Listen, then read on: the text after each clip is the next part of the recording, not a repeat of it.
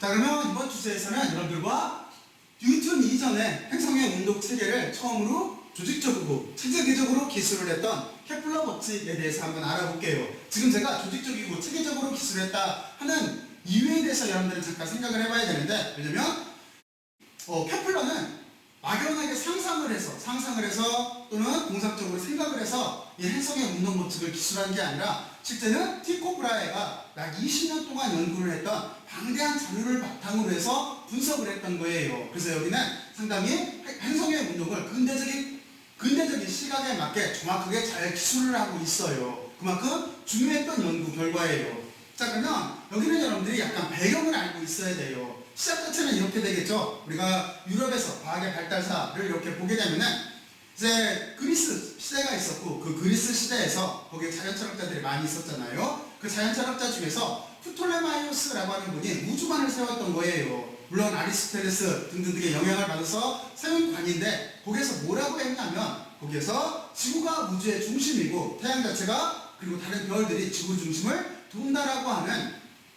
천동설을 주장을 했던 거예요. 그게 약 수천 년 동안 이렇게 내려와요. 그렇잖아요? 바로 그러고 있다가 이제 지금부터 어디서부터 시작을 해야 되는 거냐면, 그 유명한 과학사의 유명한 번역 중에 하나인 코페르니쿠스의 사고부터 넘어가야 되는 거잖아요. 그래서 그 뒤에 쭉 내려오다가 지금 제가 말한 폴란드의 코페르니쿠스라고 하는 분이 어떤 걸 발견을 하는 거냐면, 어떤 주장을 하게 되어 있는 거냐면, 1543년도에 천구의 회전에 관하여 라고 하는 책을 발표를 하게 돼 있어요. 근데 이 천구의 회전에 관하여 라고 하는 책에 이때 이 내용 자체가 뭐냐면, 그동안 내려왔던 천동설이라고 하는 거를 부정을 하고 지동설이라고 하는 거를 주장하게 돼 있어요. 그리고 실제는 1543년도가 이게 과학의 변혁의 해라고 해요. 그런데 그 1543년도가 실제는 코페르니쿠스가 돌아가신 해예요. 왜 그렇게 되는 거냐면, 코페르니쿠스가 천구의 회전에 관하여 라고 하는 학술적인 논문에 대한 책을 구성을 해놓고, 그리고 나서 자기가 죽으면 발표를 해달라고 그랬어요. 그래서 돌아가신 해에 책이 발간이 되게 돼 있어요.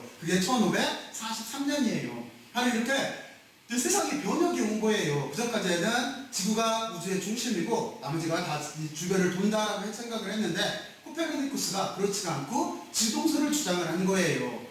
그 얘기는 뭐냐면, 태양이 우주의 중심이고, 그렇잖아요. 지구도 그 주위를 돈다라고 하는 주장을 한 거예요. 그래서 그 뒤에 덴마크의 과학자, 아까 제가 얘기했던 티코 브라헤라고 하는 과학자가 태어나게 되는데, 덴마크에서 태어나게 되는데, 티코 브라헤가 아무래도 자기 생각에는 천동설이 맞는 것 같은 거예요. 지동설이 아니라. 그러니까 코페르니쿠스가 틀렸다라고 하는 걸 주장을 하기 위해서 대단한 집념을 발휘를 해요. 약 20년 동안 눈으로 밤하늘의 별을 계속 관찰을 해서 기록으로 남겨요. 그래서 엄청나게 많은 방대한 자료를 만들어 놔요. 근데 이거를 어떻게 해석할 수가 없는 거예요. 자료가 너무 많아서. 그래서 이거를 그때 독일에 있던 바로 여기에 있는 요하네스 케플러라고 하는 이분을 불러서 자기 자료를 넘겨주고 공동 연구를 시작을 해요. 그런데 아쉽게도 티코 브라헤는 곧바로 돌아가시고, 나중에 그 자료를 받은 케플러가 이거를 다시 수십 년 동안 분석을 해서 세 개의 법칙으로 발간을 하게 돼 있어요. 그 첫 번째 법칙이 나온 게 1609년도예요. 1609년도에 행성의 운동에 관한 제1법칙, 여기 있는 제1법칙과 제2법칙을 이렇게 발간을 하게 돼 있어요. 그리고 1609년도에 다시 세 번째 법칙을 이렇게 발표를 해요. 그게 여기에 있는 두 개의 법칙 또는 조화의 법칙이라고 하는 거예요. 그러면 여러분들이 한번 생각을 해봐요. 그러면 코페르니쿠스부터 시작을 해서, 그렇잖아요. 그때까지는 그 전 세계는 천동설을 믿었어요. 근데 그 뒤에 코페르니쿠스가 지동설을 주장했을 때도 그때도 다 반신반의를 했었어요. 왜냐면 지구가 움직인다라고 하는 거는 우리 실제 경험하고 많이 다르잖아요. 그렇잖아요. 그랬다가 여기에 있는 요하네스 케플러가 1609년도에 여기에 있는 법칙을 발견하게 되니까 이때부터는 안 믿을 수가 없게 된 거예요. 왜냐면 이거는 막연한 철학적인 관념이 아니라 정확한 데이터를 바탕으로 한 거예요. 그렇잖아요. 바로 그래서 이때부터 사람들이 지구가 돈다라고 하는 생각을 갖게 되게 돼 있어요. 근데 연도로 대략 따져보면은 1543년 그리고 1609년, 그렇잖아요. 그러면 66년이 걸려요. 자그마치. 약 한 66년. 그리고 프톨레마이오스부터 생각을 한다면 약 한 2000년 정도 만에 드디어 인간은 지금 우리가 알고 있는 우주관을 갖게 된 거예요.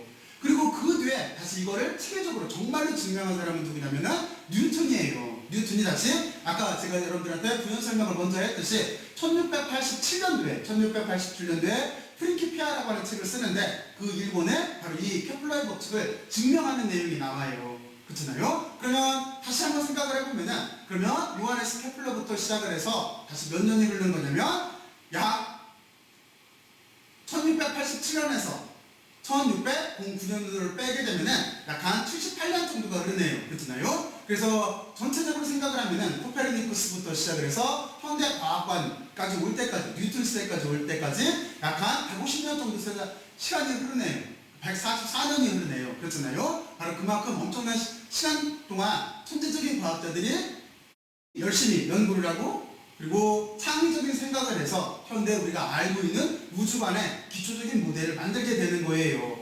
자, 그러면 여러분들은 여기까지 이렇게 역사적인 모델을 알아두고 그리고 나서 이제 케플러가 주장을 했던 여기 발견을 했던 세 가지 법칙에 대해서 한번 이렇게 생각을 해볼게요. 자, 그러면 먼저 여러분들은 여기 있는 내용을 한번 쭉 봐요. 그리고 여기 있는 내용도 여기에는 식자체에 집착을 하지 말고 여러분들은 그림이 곧 사고 실험 모델이에요. 그렇잖아요? 실제 실험 모델에 대해서 여러분들은 생각을 해요. 또는 여러분들의 우주 공간을 상상을 해봐요. 태양이 있고 지구가 있고 돈다라고 하는 그 개념을 가지고 여기에 있는 모델들에 대해서 한번 이게 대강 무슨 뜻일까 하는 거를 여러분들이 한번 먼저 추측들을 먼저 한번 해보세요. 자, 지금부터 한번 해봐요. 자, 그러면 한번 해봤어요. 자, 그러면 첫 번째 타원 궤도의 법칙이라고 하는 자체는 이건 어떤 뜻인 거냐면 좀 전에 제가 여러분들한테 설명을 했듯이 여기 요하네스 케플러가 티코 브라헤가 약 20년 동안 눈으로 관측한 방대한 데이터를 가지고 분석을 해서 처음으로 내놓은 법칙인 거예요. 그게 무슨 뜻이냐면 그 전까지 사람들은 어떻게 생각을 하고 있었냐면 천상계는 인간이 있는 데는 지상계라고 했어요. 지구를. 그리고 그 위에는 달 이상의 세상, 거기를 천상계라고 불렀어요. 천상계는 완벽한 원형으로 돌 줄을 알았어요. 완벽한 원형 운동을 하고 있을 줄 알았어요. 그런데 케플러가 티코 브라헤가 남긴 그 방대한 자료를 수십 년 동안 분석을 해봤더니 그런데 이게 완벽한 원형으로 돌지를 않고 타원으로 돌고 있다라고 하는 거를 이렇게 발견해낸 거예요. 자, 그래서 여러분들은 먼저 타원으로 돈다라고 하는 거를 생각을 하고 있어야 돼요. 그러니까 지구가 있고 태양이 있고 만약에 여기 지구가 있다라고 한다면 지구는 정확하게 원의 궤도를 도는 게 아니라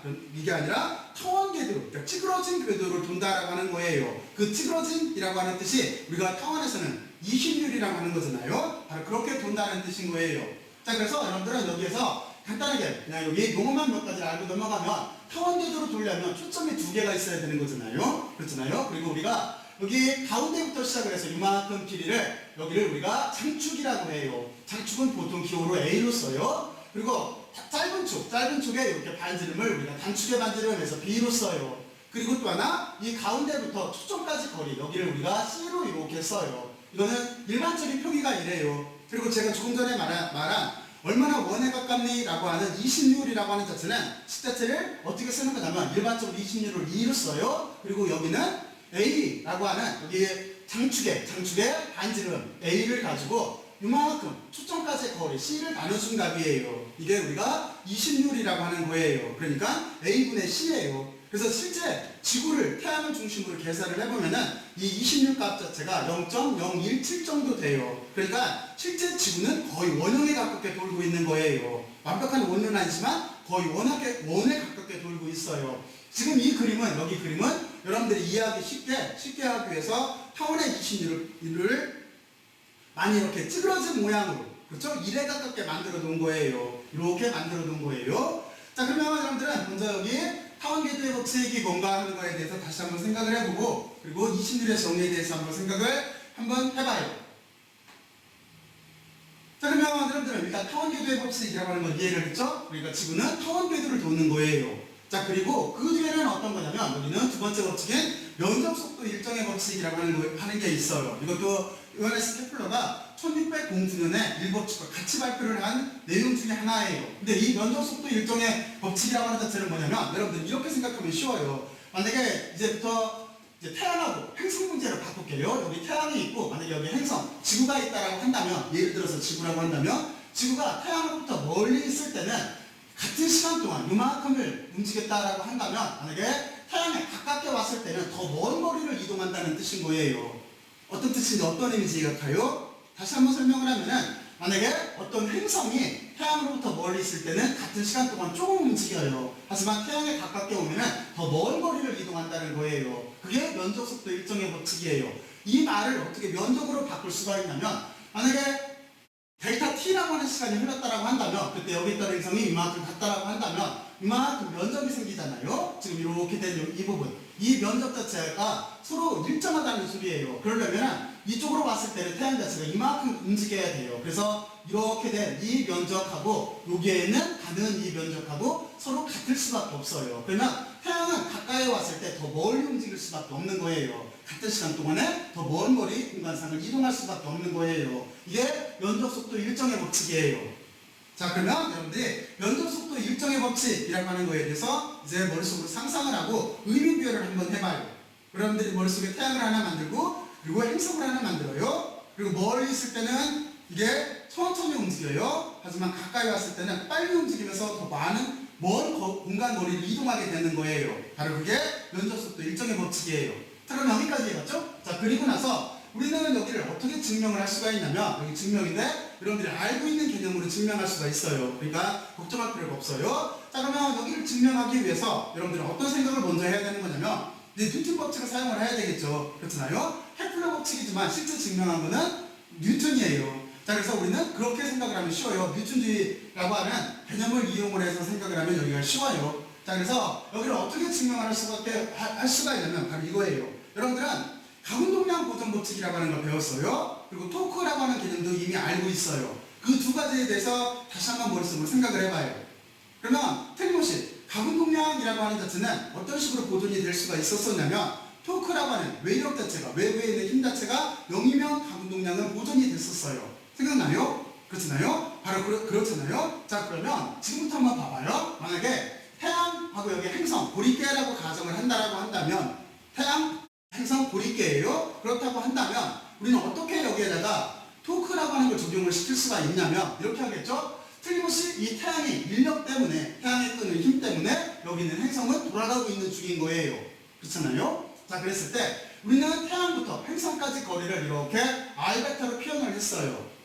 그쵸? 그리고 이때 힘은 어느 쪽이냐면 힘은 태양이 당기고 있는 힘인 거예요. 그렇잖아요? 그러니까 힘은 행성을 인력으로 당기고 있는 거잖아요. 그러니까 힘 방향은 이쪽이에요.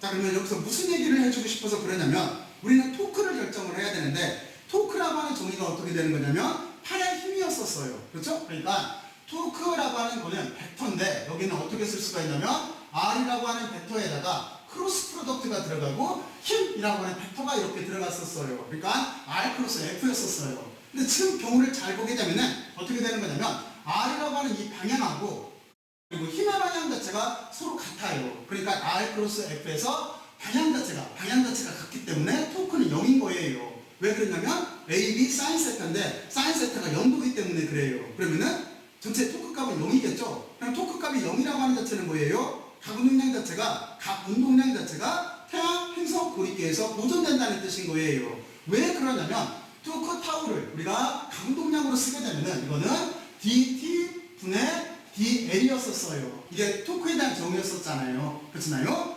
그래서 바로 이렇게 돼 있을 때 토크라고 하는 자체가 지금 보면은 0이에요. 방향 자체가 같기 때문에. 그러면 이쪽에 있는 시간에 따른 가운동량의 변화를 안길 때 여기 이 자체가 0이 되려면 가운동량 자체가 상수일 수밖에 없는 거예요. 가운동량 자체가 일정할 수밖에 없는 거예요. 상수라고 하는 거는 일정하다는 뜻인 거잖아요. 어떤 일정한 값을 미분하게 되면은 그거면 무조건 0인 거니까. 그렇잖아요? 바로 그렇기 때문에 태양, 행성, 고리개에서 가운동량 자체가 보존된다라고 하는 개념을 여러분들은 먼저 이해를 하고 있어야 돼요. 자, 그러면 여러분들이 다시 여기에 있는 이 그림을 보고 그리고 토크의 정의와 그리고 가운동량과 토크 사이의 관계를 이용을 해서 여기를 이용을 해서 가운동량이 태양, 행성, 고리개에서 보존된다라고 하는 이 개념 자체를 스스로 이해를 한번 해봐요.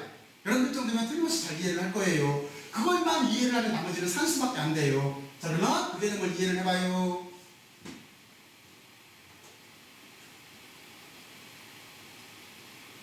이해를 했어요? 자, 그러면 여러분들이 잘 이해를 했을 거라고 생각을 하고, 자, 이제부터 논리전개를 해보죠. 그러면 틀림없이 이렇게 될 거예요. 어떻게 될 거냐면은, 지금 우리가 이만큼 이동한 여기 벡터, 여기 벡터가 있어요. 그리고 이쪽부터 이렇게 움직인 벡터가 있어요. 지금 제가 벡터라고 말하는 거는 이제 이거를 기호화 처리를 하려고 하는 거예요. 자, 그랬을 때 좀 전에 뭐라고 했냐면 태양부터 행성까지를 우리가 R 벡터로 쓴다고 했어요. 그리고 만약에 태양부터 행성까지 거리는 엄청나게 멀어요. 그렇잖아요. 엄청나게 멀어서 여기서 행성이 어떤 델타 t만큼 짧은 시간 동안 딱 움직였다라고 한다면 거의 우리가 원의 곡률이 워낙 크기 때문에 거의 직선처럼 보일 거예요. 그래서 여기를 이렇게 직선으로 지금 이렇게 그린 거예요.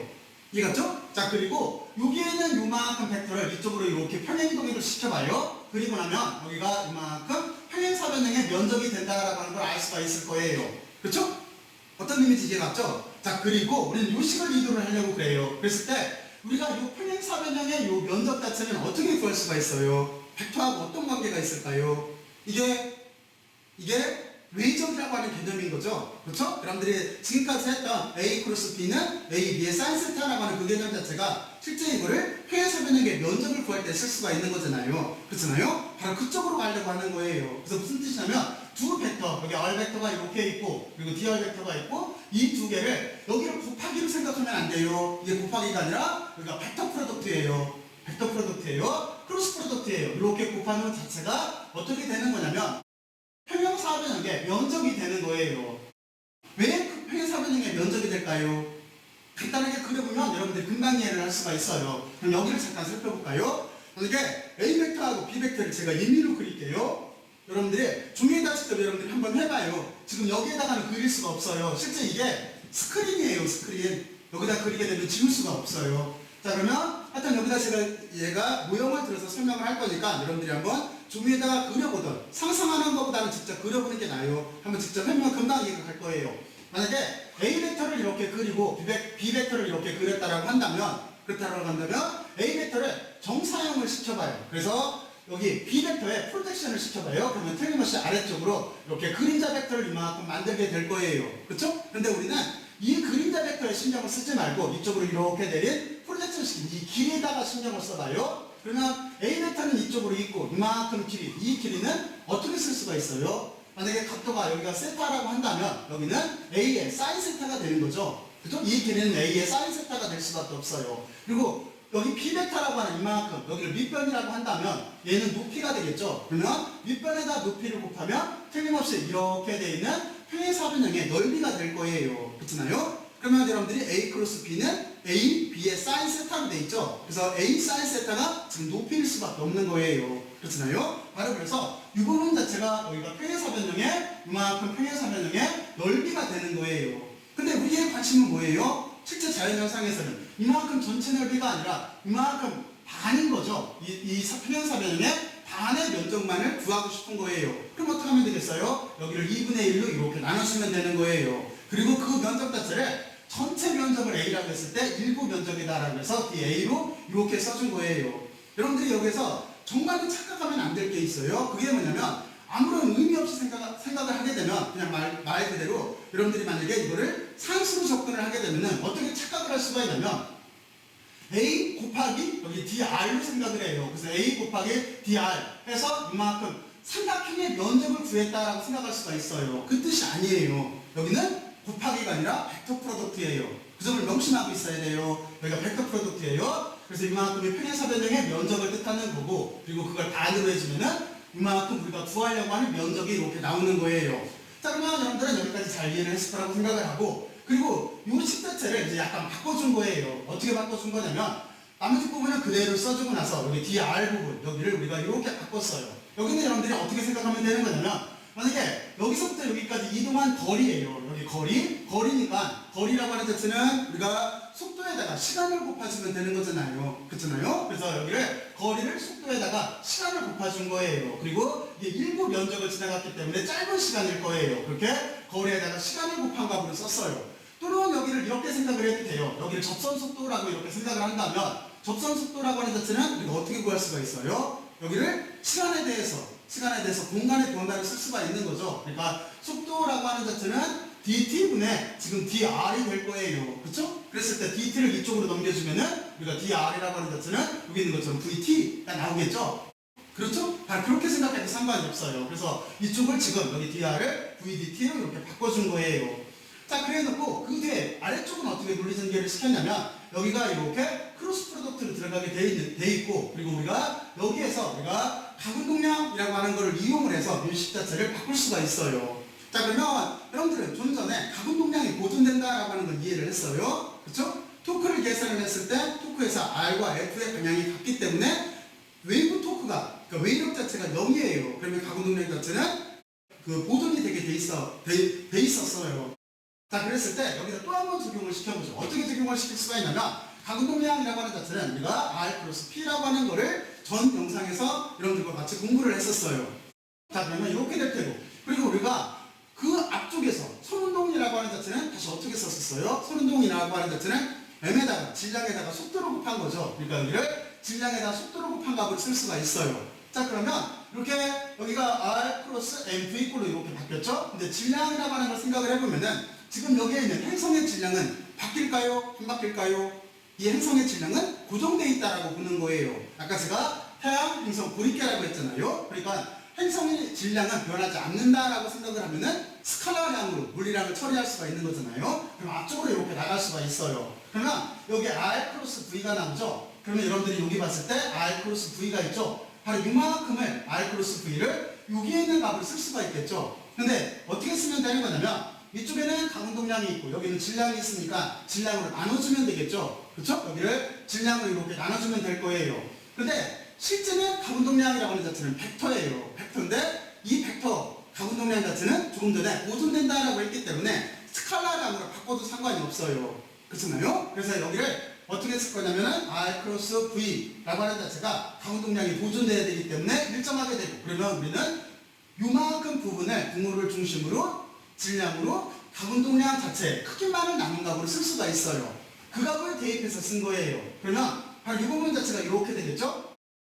자, 그러면 여러분들이 여기까지 이렇게 잘 이해를 했을 거고, 그리고 이제 어떻게 할 거냐면 여기 DT라고 하는 이 부분을 반대쪽으로 넘겨준 거예요. 그러면 다음과 같이 DT분의 DA가 나와요. 그리고 이쪽에는 상수값만이 나오게 돼 있어요. 그럼 이건 무슨 뜻일까요? 이거는 여기를 보게 되면 이렇게 되는 거죠. 시간에 대해서 면적이 변하는 거예요. 그렇죠? 시간이 지나가면서, 시간이 경과하면서 면적 자체가 변하는 거예요. 면적을 이동해 가는 거예요. 그런데 그 값 자체가 이쪽에서 보게 되면은 여기 L이라고 하는 자체도 상수인 거고, 지금 입장에서는, 그리고 여기에서 질량이라고 하는 것도 상수예요. 그러니까 이 부분 자체가 이게 일정하다라고 이렇게 놓을 수밖에 없어요. 그러니까 이 뜻은 뭐냐면 시간에 따라서 면적을 일정하게 이동할 수밖에 없는 거예요. 그렇잖아요? 의미를 부여를 하게 되면은 과학은 자연 현상을 이해를 하고 거기에 맞는 법칙을 찾아서 논리 전개를 해서 결과가 나오면 다시 이걸 재해석해서 이 현상을 설명하는 거잖아요. 그래서 우리가 지금까지 구한 이 결과에 보면은, 결과에 의하면은 면적 자체가 일정하게 움직일 수밖에 없는 거예요. 시간당. 그렇잖아요? 어떤 일정한 시간 동안에 면적을 일정하게 움직일 수밖에 없는 거예요. 이게 면적 속도 일정의 법칙인 거예요. 자, 그러면 여기를 여러분들이 한번 스스로 한번 이해를 해보세요. 틀림없이 여러분들 정도면 저기를 논리전개를 해서 잘 이해를 할 수가 있을 거예요. 외우려고 생각하면 안 돼요. 외우려고 생각하면 상수로 보이면 안 돼요. 여러분들은 여기에는 모델을 상상을 하고, 과학은 상상이잖아요. 상상을 하고 시각화를 시켜요. 다시 말해서 그림을 그려요. 그리고 그거를 법칙에 맞게 논리전개를 하면 되는 거예요. 물리법칙에 맞게 논리전개를 해놓고, 그리고 다시 이걸 가지고 자연현상을 재해석을 해서 의미 부여를 하면 되는 거예요. 자, 그러면 지금부터 다시들 한 번 더 해보세요. 해봤어요? 자, 그러면 여러분들이 틀림없이 잘 이해를 했을 거라고 생각을 하고, 이제 1619년에 발표한 세 번째 법칙에 대해서 한번 살펴보죠. 여기는 주기의 법칙이라고도 하고, 그리고 또 하나 조화의 법칙이라고도 해요.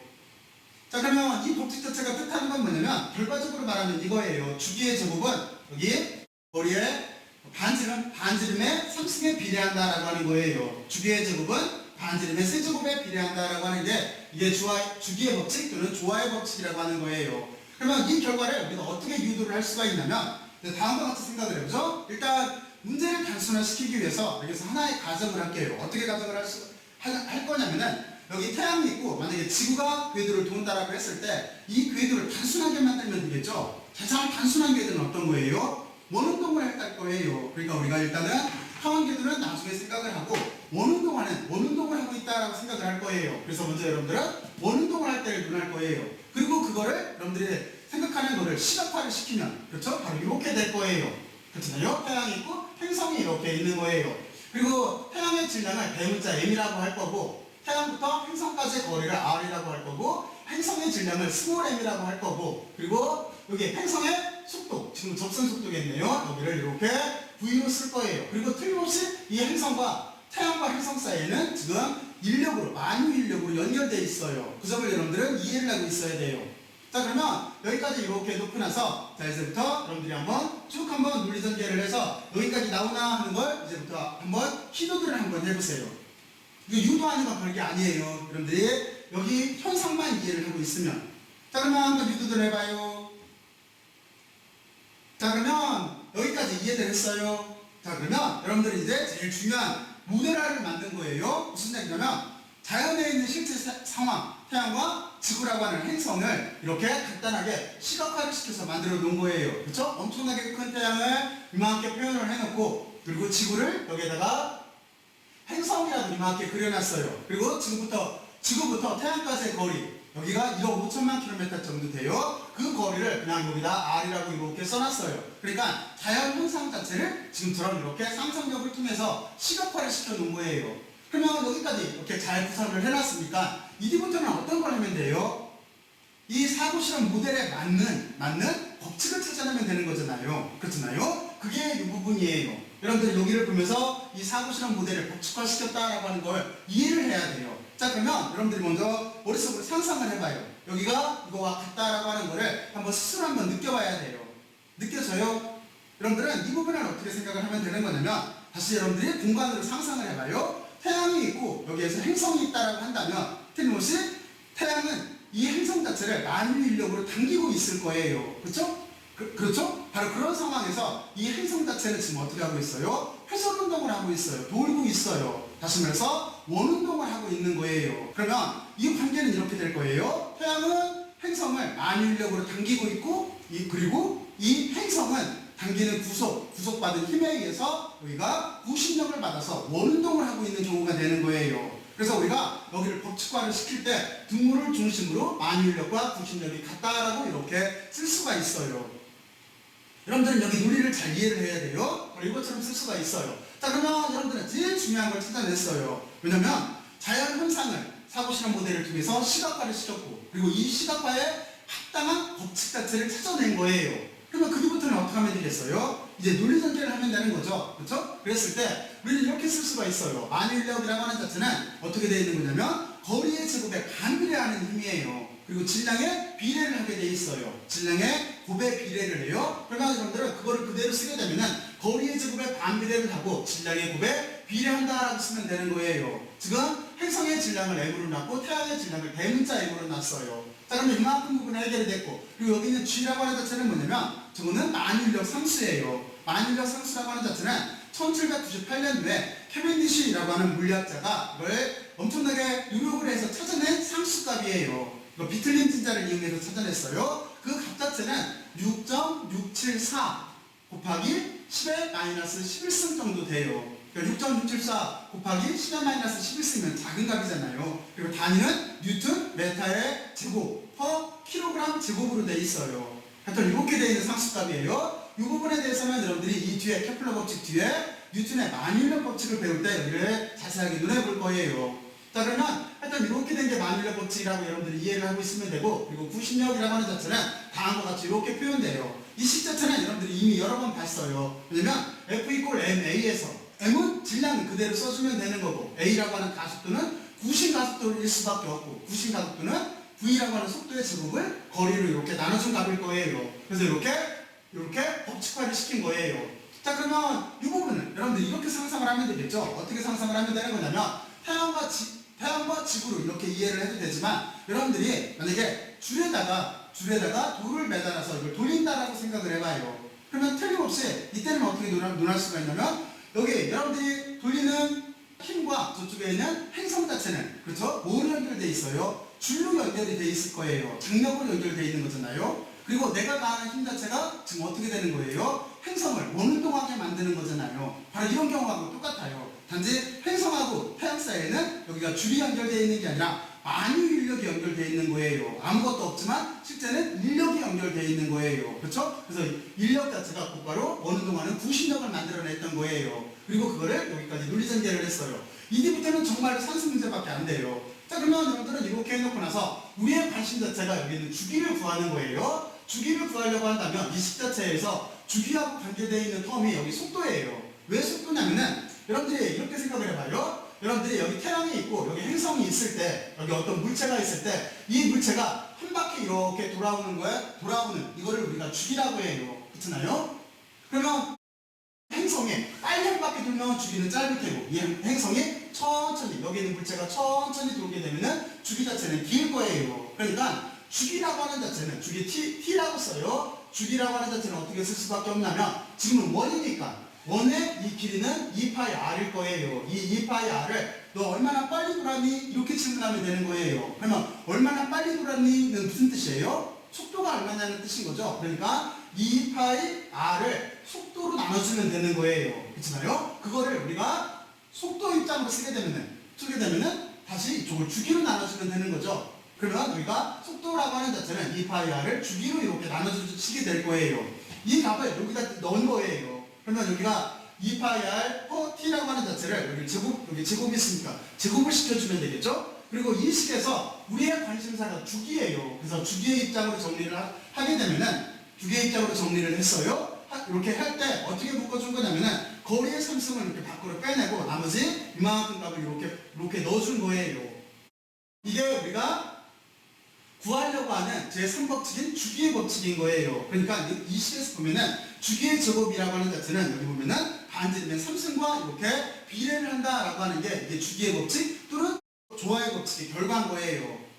그리고 이만큼 부분은 실제는 다 상수예요. 상수. 여기 보면 파이는 3점을 쌓아나가는 상수라는 걸 알 테고 여기 만인력 상수도 말 그대로 상수니까 6.67 쌓아나가는 상수인 거고 그리고 질량이라고 하는 자체는 태양의 질량도 상수값일 테니까 여기는 다 상수값이에요. 자, 그래서 다음과 같이 이렇게 주기의 법칙을 쓸 수가 있어요. 자, 그러면 여러분들은 여기까지 이렇게 결과를 구했는데 이 결과는 지금 여기가 반지름이 원의 반지름인 거예요. 그쵸? 그러면 실제 태양일 때는 어떻게 했어요? 태양일 때는 이것처럼 타원 궤도를 돈다고 했죠? 그렇기 때문에 이거를 이제 타원으로 바꿔주면 되는 거예요. 타원으로 바꿔줄 때는 여러분들이 이만큼 부분은 똑같이 있을 테고 그렇죠? 그리고 여기를 A로 이렇게 바꿔주면 돼요. 그럼 이 A가 뭐였었어요? 아까 여기서 보면은 장축에 이쪽을 장축 여기를 단축이라고 봤을 때 장축에 이만큼 길이였었죠? 장축의 반지름이었었어요. 그래서 여기를 장축의 반지름으로 이렇게 바꿔줬어요. 의미 자체는 똑같아요. 의미 자체는 이렇게 바꿔준 게 타원 운동으로 바꿔준 더 일반화시킨 여기에 있는 주기의 법칙 또는 조화의 법칙인 거예요. 자, 그러면 여러분들은 여기까지 케플러의 세 가지 법칙을 논해봤어요. 근데 케플러 이 세 가지 법칙을 실제로는 어떻게 논한 거냐면 뉴턴 법칙에 의해서 논한 거예요. 그래서 여러분들은 하여튼 이렇게 논해봤고 여기까지 한번 여러분들이 스스로 한번 내용들을 한번 쭉 정리들을 한번 해보세요. 여기를 꼭 한번 정리를 해봐야 돼요. 이 정도는 여러분들이 유도할 수가 있어야 돼요. 자, 그러면 지금부터 한번 해봐요. 자, 그러면 스스로 정리를 해봤어요. 자, 그러면 여기 핵심 사항은 이거예요. 첫 번째 타원 궤도의 법칙이라고 하는 자체는 어떤 스토리를 갖고 있는 거냐면 티코 브라헤가 약 20년 동안 관측한 결과를 요하네스 케플러가 이걸 분석을 해서 법칙화를 시킨 거예요. 그랬더니 실제 행성들은 정확하게 원을 그리고 운동하는 게 아니라 타원 궤도를 돈다라고 하는 게 이게 타원 궤도의 법칙인 거예요. 그렇죠? 자, 그리고 두 번째 면적 속도 법칙을 생각을 할 때는 여러분들은 어떻게 생각을 해야 되는 거냐면 먼저 여기에서 태양 지구 고리계에서 또는 태양 행성 고리계에서 여기에서 가군동량 보존 법칙이 성립한다라고 하는 걸 여러분들은 먼저 이해를 해야 돼요. 왜 가군동량 법칙이 성립을 하는 거냐면 원래 토크 타우라고 하는 자체는 R 크로스 F예요. 근데 지금 보면은 R의 방향과 인력, 힘의 방향 자체가 서로 같아요. 그러니까 토크 자체는 서로 방향이 같기 때문에 0이 되는 거예요. 근데 이 토크는 어떤 거하고 관련이 되어 있는 거냐면 가군동량과 관련이 되어 있어요. 왜 그러냐면 토크라고 하는 자체는 dt분의 dl이에요. 가군동량에 대한 시간 변화율인 거예요. 그러니까 토크가 0이면 각운동량 L이라고 하는 자체는 상수일 수밖에 없어요. 다시 말해서 일정한 값을 가질 수밖에 없는 거예요. 먼저 그 개념을 이해를 하고 있어야 돼요. 거기를 하나 주의를 해야 되고, 그리고 두 번째는 여기가 삼각형을 계산했다라고 생각하면 안 돼요. 여기가 그냥 곱하기가 아니에요. 이 부분 자체가 크로스 프로덕트예요. 그래서 실제로는 어떻게 한 거냐면 이만큼 평행선 사변형의 면적을 구하려고 할 때 두 개의 벡터를 크로스 프로덕트로 이용을 해서 구한 거예요. 그렇잖아요? 그 점을 이해를 해야 돼요. 이 부분 자체를. 여러분들 여기 조심해야 돼요. 여기 의미 자체를 이렇게 구한 거예요. 그리고 그거에 절반만의 관심을 갖고 있기 때문에 여기를 2분의 1로 이렇게 나눠준 거예요. 그리고 여러분들은 그 뒤에 논리전개는 여러분들이 금방 이해를 할 테고, 그리고 여기에 이만큼 여기 R 플러스 V라고 하는 부분을 각운동량 보존에서 이렇게 빼온 거예요. 여기 R 플러스 V가 있으니까 R 플러스 V라고 하는 자체는 여기 각운동량을 여기 질량으로 나눠준 값일 거예요. 근데 각운동량 자체가 지금 고립계에서 보존이 되기 때문에 여기를 벡터가 아니라 그냥 우리가 스칼라량으로 처리를 해서 쓸 수도 있어요. 그리고 이쪽으로 이렇게 넘기게 되면은 이만큼 자체는 다 상수이니까 여기는 일정한 값이 나올 수밖에 없고, 이거를 재해석을 하면은 시간에 따라서 움직이는 면적 자체가 일정하다라고 여기를 설명할 수밖에 없어요. 이 의미 자체가 그거니까 그걸 여기다 적용을 하면은 면적 속도 일정의 법칙이라고 하는 결과가 나와요. 무슨 얘기냐면 태양 자체가 이렇게 일정한 시간 동안 쓸고 가는 면적 자체는 일정하다는 뜻인 거예요. 그러니까 태양이 여기서부터 행성이 여기서부터 여기까지 일정한 시간 동안 쓸고 가는 면적이나, 만약에 행성이 여기서부터 여기까지 이렇게 같은 시간 동안 쓸고 가는 면적, 이만큼 면적이나 서로 같다라는 뜻인 거예요. 그래서 이게 무슨 뜻이냐면, 그러니까 행성은 태양으로부터 멀리 있으면 천천히 움직여요. 그리고 태양에 가까이 있으면 빨리 움직인다는 뜻인 거예요. 쓸고 나가는 면적이 같으려면 그럴 수밖에 없잖아요. 바로 여기는 그걸 뜻해요. 여기 주의점이 몇 가지가 있어요. 각운동량 보존 법칙을 꼭 이해를 하고 있어야 되고, 토크와 연결을 해서 이해를 하고 있어야 되고, 그리고 두 번째, 이 부분을 엉뚱하게 해석하면 안 돼요. 여기가 벡터의 크로스 프로덕트예요. 그 점을 여러분들이 명심하고 있으면 돼요. 그리고 나머지는 논리전개를 하고 의미 자체도 여러분들이 여기에 있는 사고실험 모델을 통해서 이해를 하면 돼요. 따르면 됐고, 그리고 주계법칙이라고 하는 자체는 여러분들이 먼저 지구하고 태양을 머릿속으로 상상을 해요. 그리고 그거를 간단하게 시각화를 시켜요. 그림으로 그리면 돼요. 그리고 여기에 따른 법칙을 찾아내면 되는 거예요. 지금 어떤 구조인 거냐면 태양이 만유인력을 통해서 행성을 원운동을 하게 부신력을 받아서 원운동을 하게 돌리고 있는 중인 거예요. 바로 그 경우인 거예요. 그래서 여기 법칙을 찾게 되면은 등호를 중심으로 만유인력과 부신력이 같다라고 쓸 수밖에 없어요. 그래서 이렇게 표현이 되고, 그리고 겸사겸사 만유인력 법칙에 대해서 다시 한번 이해를 하면은, 만유인력 법칙은 거리의 제곱에 반비례하는 힘이에요. 그리고 질량의 곱에 비례를 해요. 그리고 여기에 상수값이 붙게 돼 있어요. 그리고 부신력은 이만큼이 R분의 V제곱이 부신 가속도를 뜻해요. 이 두 개를 놓고 나서 우리가 주기의 입장으로 정리를 해준 거예요. 그래서 결과 자체는 뭐냐면, 결과는 주기의 제곱이 반지름의 세제곱과 비례한다라고 하는 게 이게 주기의 법칙인 거예요. 자, 그러면 여러분들은 이렇게 이해를 하고 있으면 되는 거고, 그리고 이거를 타원 운동으로 이렇게 확대를 하게 되면은 이쪽을 장축의 반지름으로만 바꿔주면 되는 거예요. 바로 이렇게 우리는 지금 케플러의 법칙에 대해서 이해를 했어요. 자, 그리고 이제 이 뒤에는 어떤 걸 이해를 할 거냐면은 여러분들과 드디어 만유인력 법칙에 대해서 생각을 해볼 거예요. 자, 그러면 여러분들 여기까지 잘 이해를 했을 거라고 생각을 하고, 이제 만유인력 법칙에 대해서 한번 같이 생각들을 해보죠. 자, 그러면 다음 주제로 넘어갈게요.